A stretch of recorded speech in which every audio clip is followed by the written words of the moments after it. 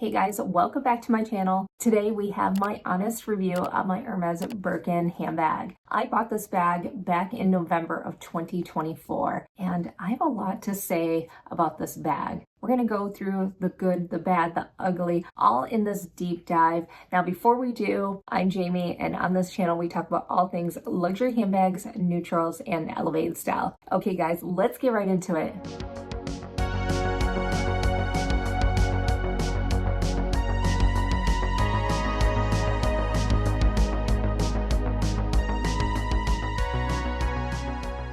Let's start with the specs on this handbag. This is the gold color with the gold hardware and the contrast stitching. You also notice that this has two handles at the top, more of a tote style with the metal feet on the bottom, and there is no back pocket. It does have interior pockets on the inside, but you'll see that there is a zipper pocket and an open slot pocket. Both those pockets I do not use. This is the 25 centimeters or 10 inches. I would say that when it comes to comparable handbags, in my collection, the one I would compare this to would be the Row Margot bags. Let me grab that for you guys. Here's my Row Margot bag. You can see here that definitely there's a wider base, but they're both pretty much that smaller handbag territory. This is the 10 centimeter Margot. Now we have some teeny tiny handles here. These are 3.2 inches in height, and the weight of this bag is 1.2 pounds. I think this is actually pretty light for an all leather handbag. This entire combination was the #1 pick on my wish list. You guys know I am a brown handbag lover. That's really what started my channel, is my collection of all the various tones of brown and beige. And to me, having the Birkin bag in this gold, there's nothing better than this. This is really like the queen of the collection. But I will say that Hermes does the best colors. So certainly in the last couple of years, I've been experimenting outside of the gold brown family, and certainly Hermes, I'm tempted by more the muted shades like mauve Sylvester, mauve pale. Those, I love a good light pink, just muted colors. But certainly I was so excited to get this one, and I will have that unboxing for you guys below so you can see the experience of this. The other aspect is the size, 25 versus the 30. I did contemplate between the two, and ultimately when my SA asked about it, I did prefer the 25. Why? I thought size 25 for me, it became about my essentials. I really don't put a lot in my handbag.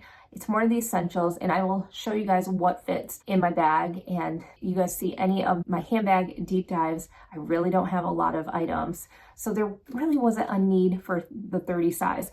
Also, I was just sensitive to the 30 size. When you put more items in it, it's going to be heavy. It's an all leather handbag. Certainly, I thought this 25 is the best grab and go. You can go day to night with this bag. With the Birkin casual vibes, I thought it was all around the best bag for me. This entire combination, I love it. Let's talk about the leather. This Birkin has the Togo leather, and I've seen some of the Birkins where you can see some of the veining. This one has no veining that I can see. It's beautiful, and what I was surprised was just how smooth and soft this Togo leather is. For some reason I thought maybe it might be a little bit more coarse, but it was just super supple, so soft. I do have my Clemence in the Picatin, just for comparison's sake.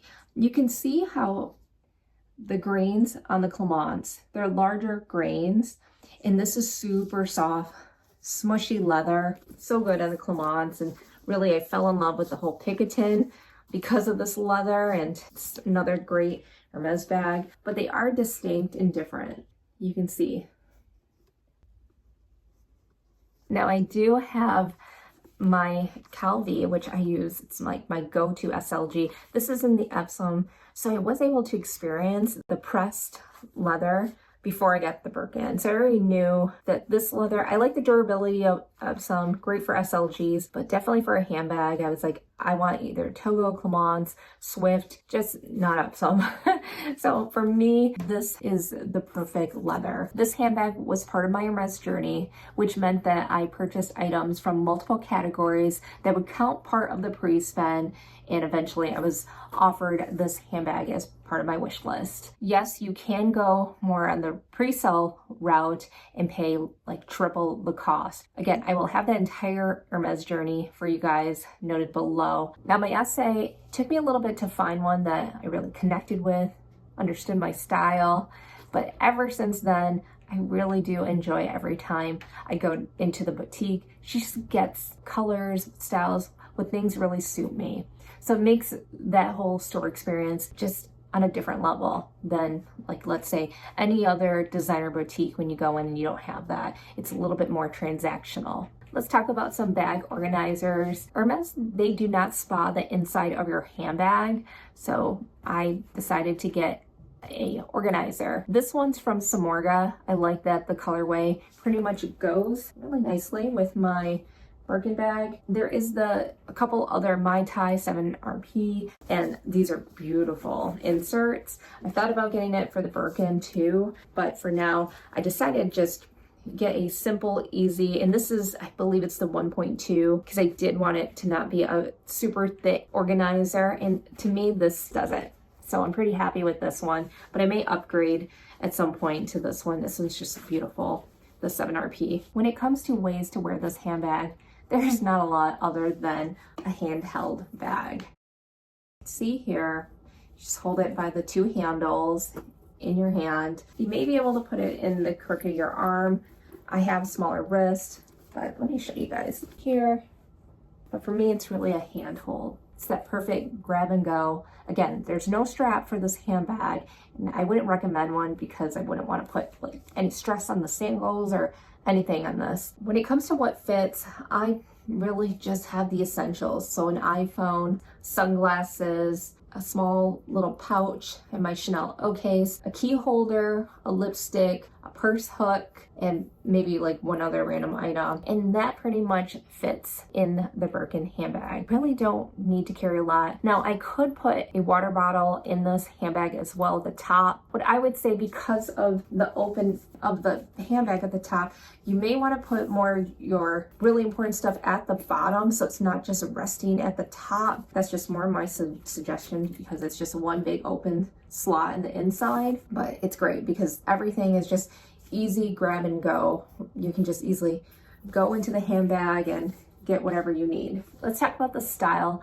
I find this particular Birkin to be a casual handbag, and especially when it's more undressed like this. Now, if I was to do it up with the sangles and put the lock and the key and all that, I think it does look dressy, but this is my preferred way of how I like to wear this handbag. I also like to add things like my little matching Pegasus and then a Twilly. This is my funny ice cream Twilly. I put this on the back just to give a little bit more interest and personality to the handbag, and I think that's so chic.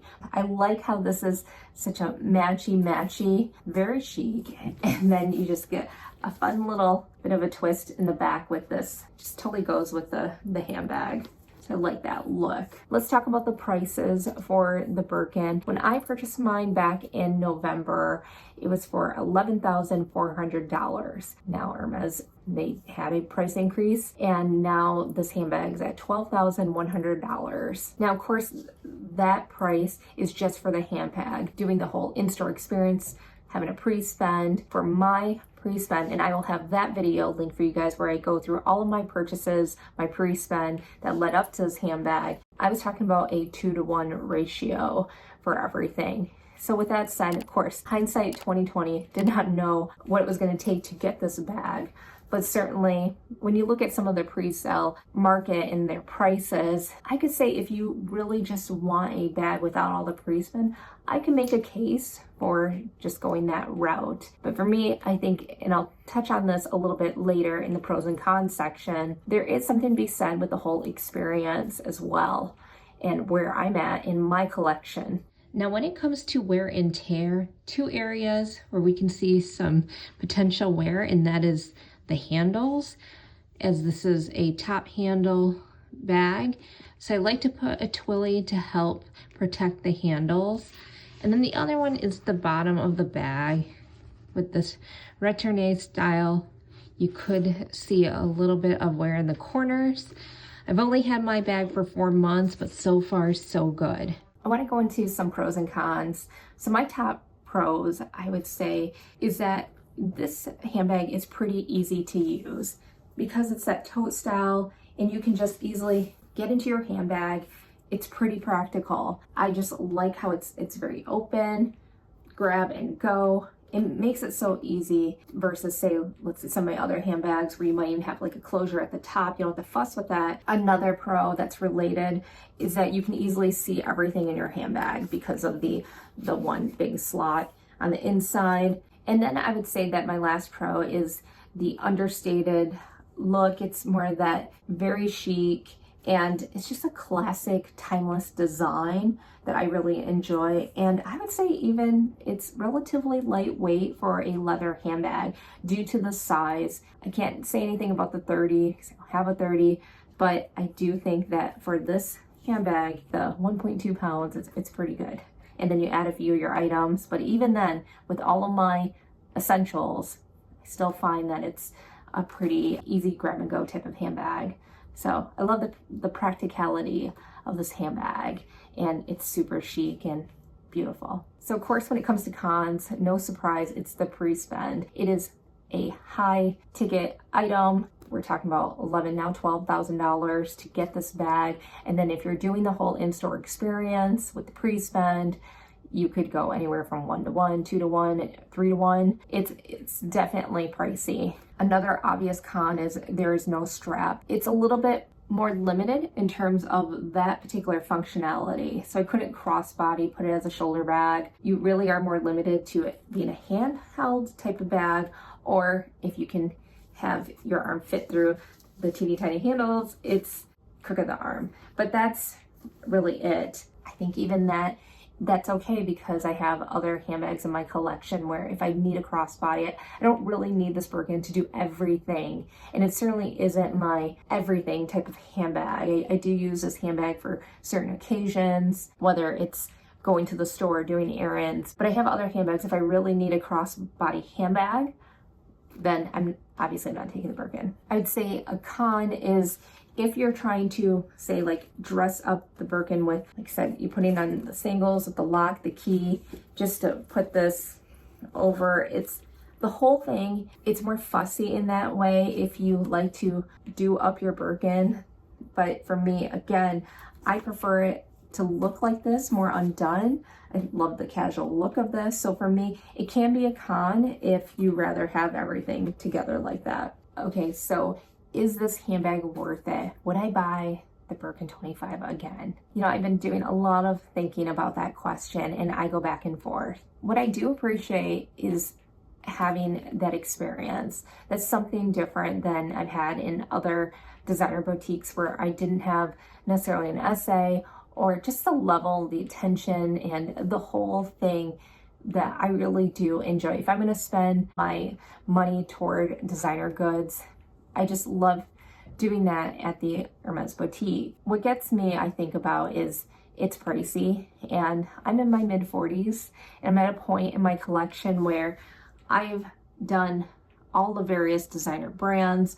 I've collected some bags. For me, it's like, what else comes after the Birkin? Certainly I could add a Kelly in the size 25 next, sure. Even after that, what comes after that? And that is something that I don't know. I think that there are so many beautiful handbags, and I know contemporary, there's more of that coming into fold. What I know now, I feel like there's my Row handbag, there's my Fendi Peekaboo, that I feel like those are some beautiful handbags. Even though I love the leather, I love the history, I love so much about this experience, I don't know if I necessarily would say like I have to have this in my collection, even though I enjoy it. I'm looking at trying to make smart investments with my money. So if I do have that disposable income, I do have to balance it with everything else where my other goals, retirement, investments, could be real estate, whatever it is, there's more to be had than just the Birkin bag. So I'm gonna say yes and no. Now, one thing when it comes to my Hermes journey,